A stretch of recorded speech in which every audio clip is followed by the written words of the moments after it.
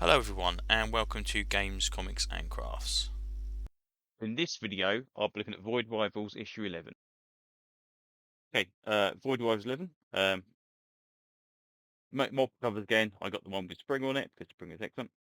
Okay, so last we saw, a load of tanks showed up at the abandoned base to face off with two heroes and Springer, and there's a lot of them. When Spring goes into helicopter mode, it basically complains that there's kind of not enough atmosphere to actually kind of try and keep up in the air, and that probably means that they're suffering a similar fate.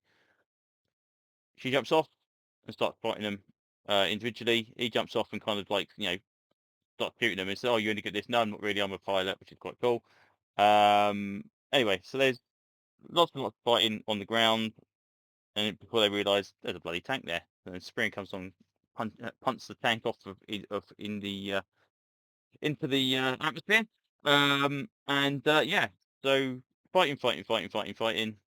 Um, the guy pilot realizes that there's this Mickey thing there, and he kind of goes off to try and do his own thing. Gets shot by the tank. Gets his own punt wound up, smashes into it, and basically completely wrecks the leg of it, which I think is really funny. Anyway, that season gone. They start disappearing.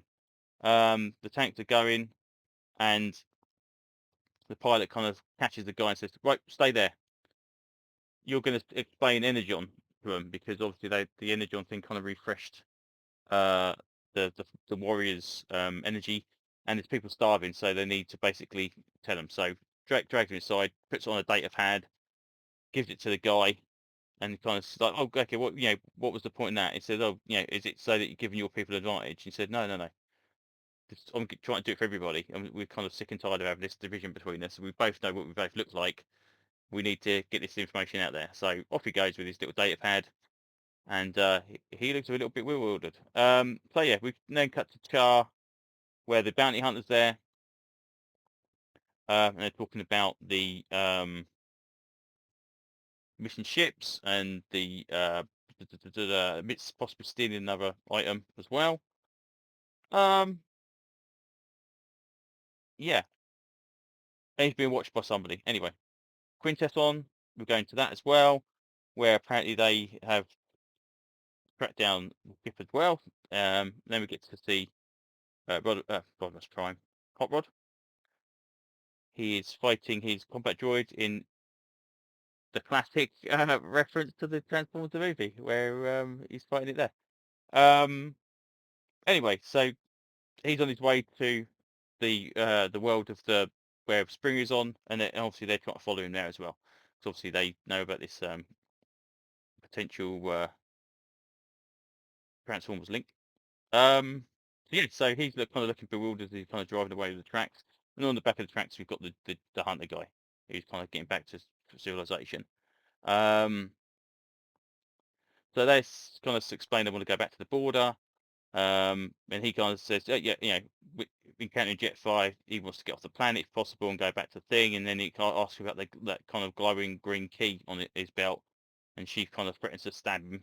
And nope, that's it. We've got to part ways, and she is apparently going to leave. Um, yeah. So another decent issue. This the thing about this is Void Rivals was the least likely to be a good book out of all of them because it had no ground reference to everything.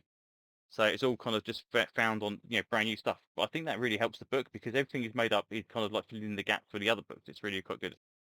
And using kind of the Void Rivals as the cement, that holds everything together.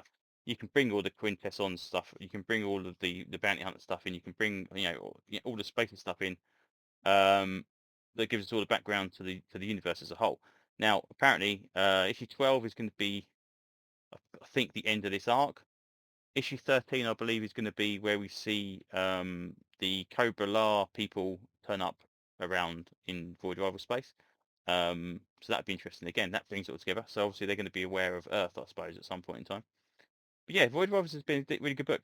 I can never remember anybody's name, of course, apart from the classic Transformers characters. But apart from that, it's fine. It's a really good book, and it's enjoyable. So yeah, next issue they are being separated on the 20th, 28th. And then we've got Transformers, which has already come out. Scarlet 3, which is August 7th, and Destro, which is... So this, again, this is slipped. And I swear that we were due another book this week, and I think that slipped as well. So obviously we're falling a little bit behind on a few of these. So I think there should have been something as well. But yeah, again, I know we've just seen on San Diego Comic-Con, we've just seen the announcement of the G.I. Joe book, and they're promising big things there. I think it's going to be interesting. I think just having those two core Transformers Void Rival, two core Transformers Void Rival and G.I. Joe books, which is 3, is going to help make an interesting universe. Anyway, that's enough rambling from me. Thank you very much for listening to the video, if you have done so, and hopefully I will see you on another one very, very soon. Thanks very much. Bye-bye.